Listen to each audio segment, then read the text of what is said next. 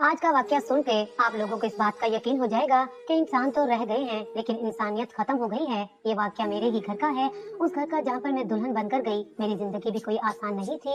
मेरी बहन के लिए एक बहुत अच्छे घर से रिश्ता आया था जो बहुत ज्यादा अमीर लोग थे। उनके 3 बेटे थे जिसमें से सबसे छोटे बेटे के लिए ये रिश्ता आया था और बाकी 2 बेटे पहले से शादीशुदा थे और उनके घर में उनकी एक माँ भी रहती थी। मेरी बहन इस रिश्ते के लिए हाँ तो कहती थी लेकिन वो बहुत परेशान और खोई हुई थी।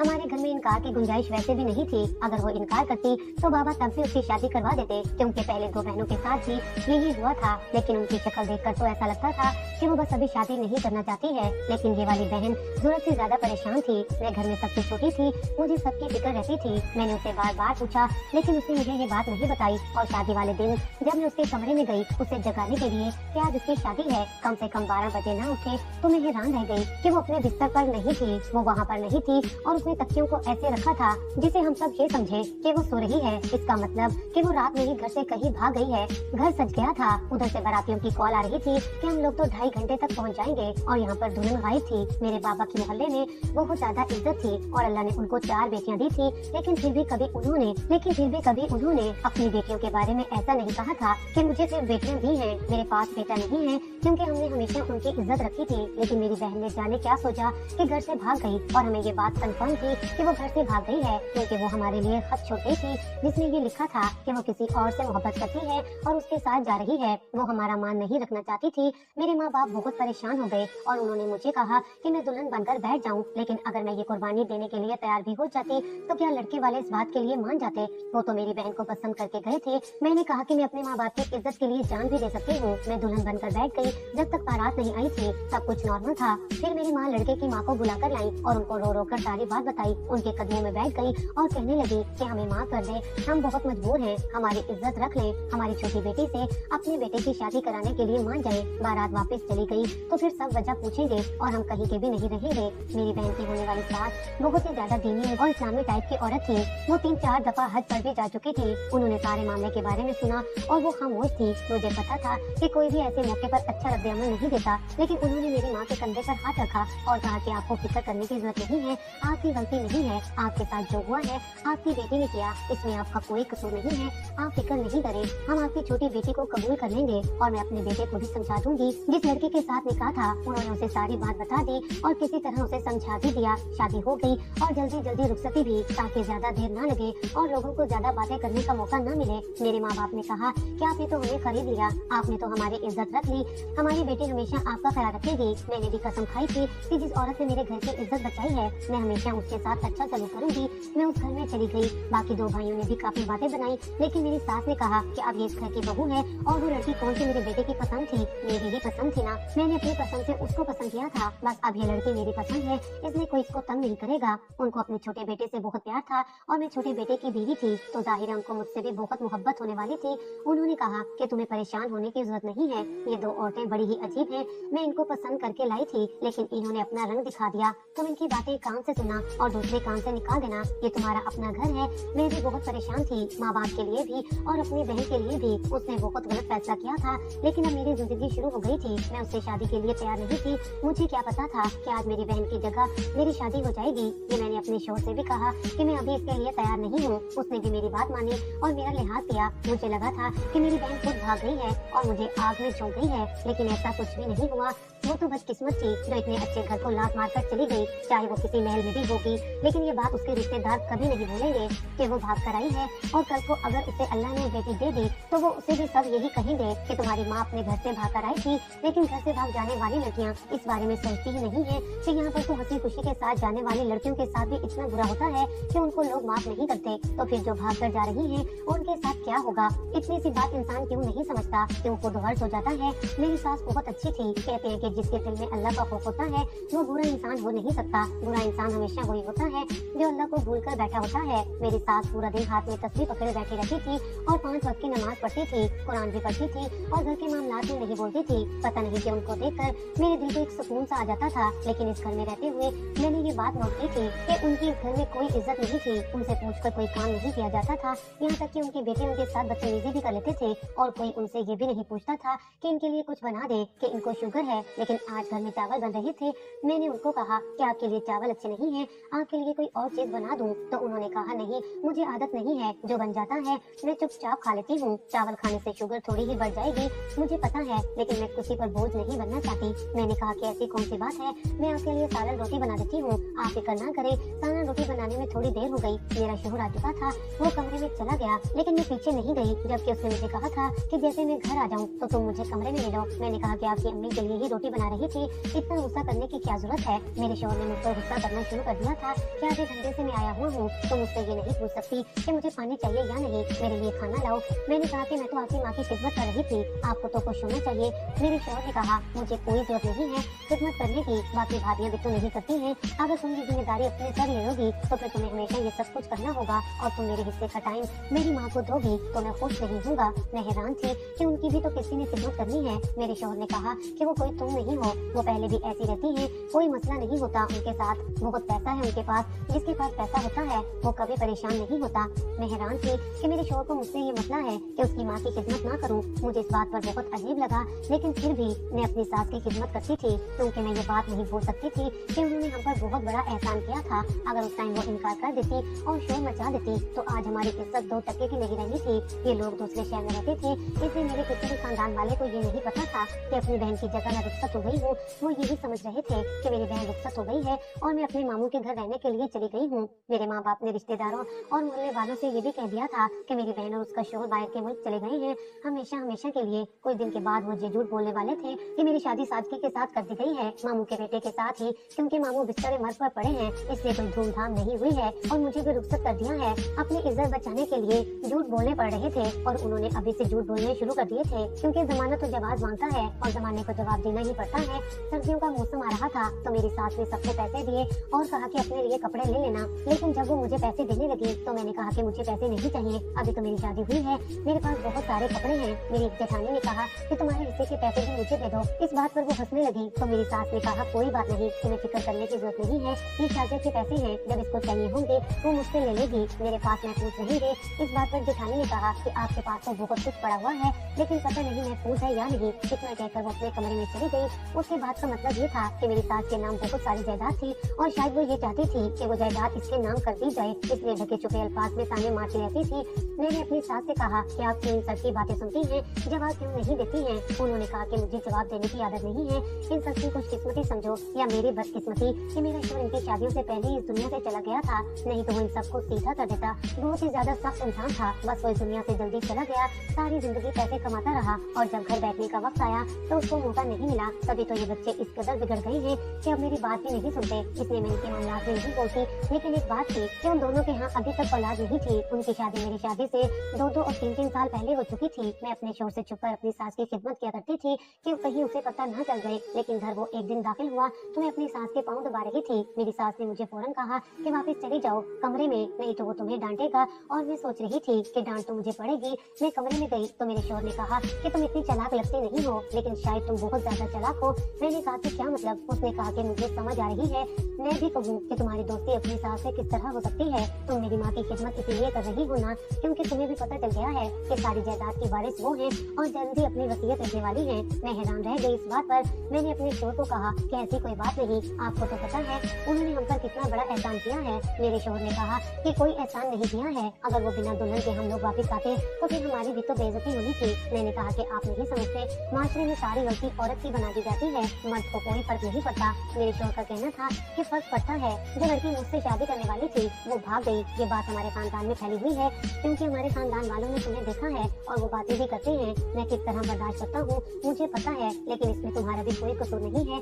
मैंने इस बात पर शुक्र अदा किया कि चलो मेरा कोई कसूर नहीं, चलो मेरा शोहर इस बात को मानता तो था कि इसमें मेरा कोई कसूर नहीं है। मुझे लगा कि हर बात के लिए मुझे ही कसूरवार ठहराया जाएगा। मेरी बहन की ना तो कभी कोई कॉल आई और ना ही किसी तरह से उसने हमसे राब्ता किया। वो तो ऐसी आंखें फेर गई कि दोबारा वापस नहीं आई। हम ये नहीं चाहते थे कि वो वापस आ जाए, क्योंकि अब हम उसके बारे में वैसे भी झूठ बोल चुके थे, लेकिन कम से कम उसकी खैरियत तो मालूम हो जाती थी। मेरी माँ के दिल पर क्या गुजर रही थी ये तो मेरी माँ ही जानती थी। उसने तो उसे खुद पैदा किया था और उसके बारे में सोचती रहती थी कि न जाने किस हाल में होगी। जो लड़कियां घर से भाग जाती हैं वो खुशी खुशी तो नहीं रहती। एक दिन मेरे बड़े जेठ के कमरे से लड़ाई झगड़े की आवाज आ रही थी, यहाँ तक कि मेरे शोहर की भी आंख खुल गई। उसने कहा कि ये रोज का ही काम है। अगले दिन तीनों भाई बाहर बैठे थे, मुझे चाय बनाने का कहा कहा था। मैं जब चाय लेकर गई तो मैंने सुना कि वसीयत के मामले पर बात कर रहे थे। शाम को उन्होंने मेरी सास से बात कर दी। मेरी सास ने कहा कि मैं कोई मर नहीं रही हूँ जो इतनी जल्दी वसीयत लिखकर चली जाऊँ। तुम लोगों को शर्म नहीं आती? इस तरह की बात करते हुए सब कुछ तुम लोगों का ही है। जेठ और देवर का कहना था कि आप अपनी जिंदगी में हिस्सा करके चली जाएं, नहीं तो बाद में बहुत मसले बनेंगे। और फिर अभी तो आपके दस्तखत करने से सब कुछ ठीक हो जाएगा, बाद में तो बहुत सारे मसाइल बन जाएंगे। कागजी कार्रवाई में 1000 किस्म के मसाइल होते हैं और फिर 100 जगह रिश्वत देनी पड़ती है। आपका काम है, आपकी जिम्मेदारी है। बाबा होते तो अभी तक ये सब कुछ कर चुके होते। मेरी सास ने कहा कि बाबा होते तो तुम सबके मुंह पर थप्पड़ मारते कि माँ जिंदा है और तुम लोगों को वसीयत की पड़ी हुई है, घर चला रही हूँ ना। मैं तुम लोगों की बीवियों के सर्दी गर्मी के कपड़े बनाती हूँ, घर में राशन भी मेरे ही पैसे से आता है। तुम लोगों की तनख्वाहों में से तो कभी 1 रुपया घर में खर्च नहीं हुआ। ईद त्योहार पर भी मैं सब करती हूँ। इससे ज्यादा और क्या चाहिए तुम लोगों को? अपने खर्चे देखे हैं। तुम लोगों ने 30,000 से ये घर चलता था और अब 1.5 लाख में भी ये घर नहीं चलता। दाल और सब्जी तो इस घर में कोई नहीं खाता। गोश्त खा खा कर खुद भी बीमार हो रहे हो और मुझे भी मजीद बीमार कर रहे हो। मेरी सास कोई अनपढ़ औरत थी नहीं, पढ़ी लिखी थी। उन्होंने सीधी बात कर दी और बेटे खामोश हो गए। मैं इस मामले में कुछ बोलने लगी तो मेरे शोहर ने कहा कि तुम्हें ज्यादा बोलने की जरूरत नहीं है। दूसरे भाइयों की बीवियों को देखो, हर बात में उनका साथ देती है और तुम मेरी माँ की नौकरानी बनकर बैठी हो। लगता है तुम्हारी ये औकात थी। शायद तुम्हारी बहन तुमसे ज्यादा समझदार थी और मेरे नसीब में तो तुम आ गई हो। हम एक दूसरे से बहस करते रहे।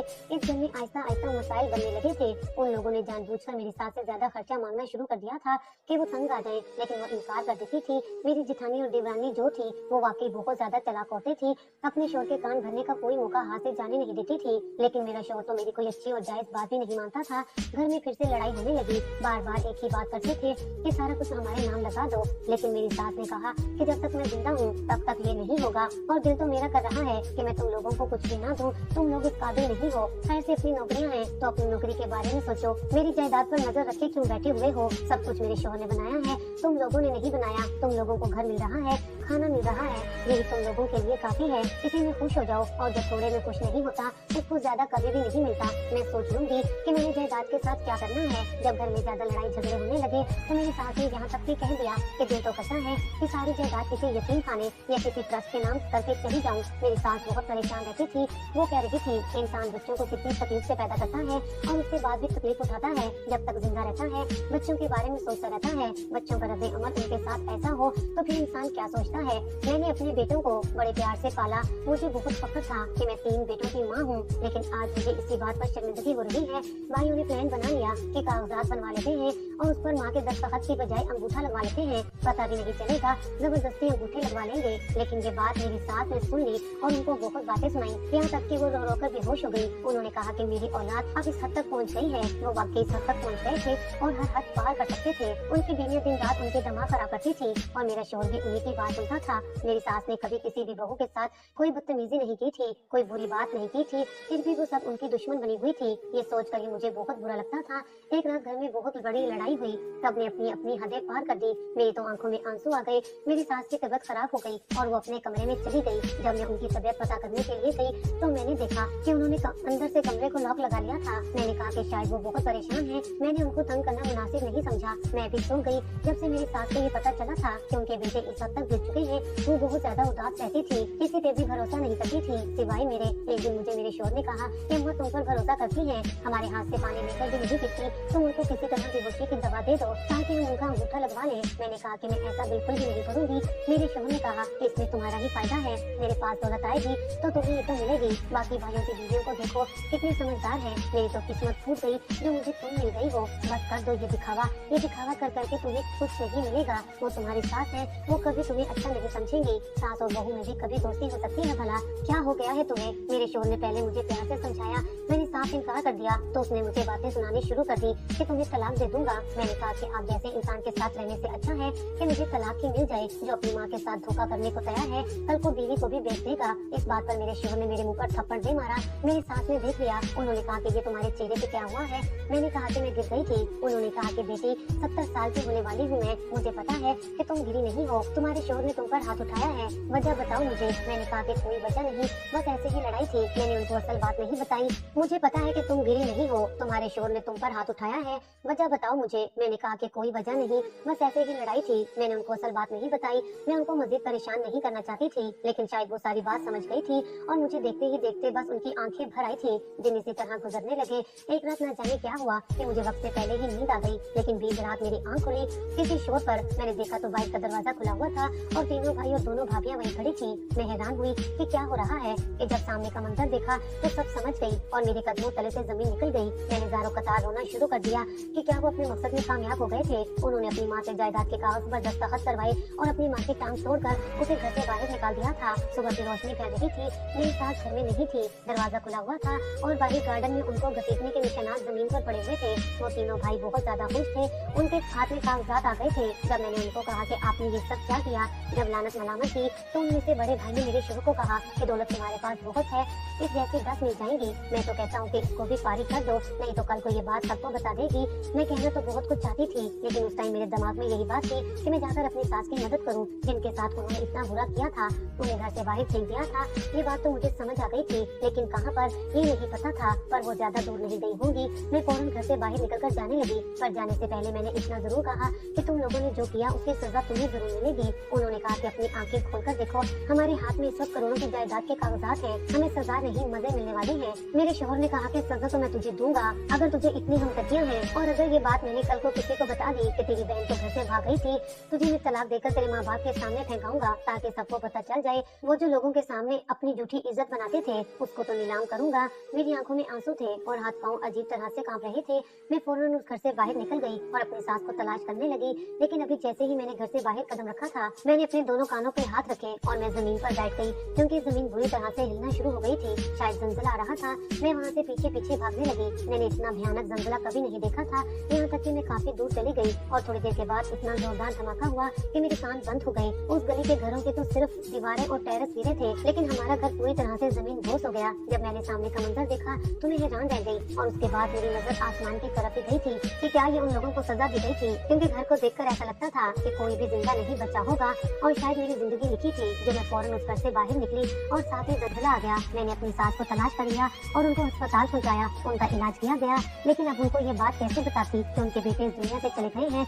आखिर को एक माँ थी। बाद में पता चला कि उनके दोनों बड़े बेटे इस दुनिया से चले गए हैं और उनकी बीवियां भी और मेरे शोहर की दोनों टांगें टूट गई हैं, लेकिन वो जिंदा था और कुछ बोल नहीं रहा था। ये खबर मैंने अपनी सास को आहिस्ता आहिस्ता बताई। वो भी खामोश थी।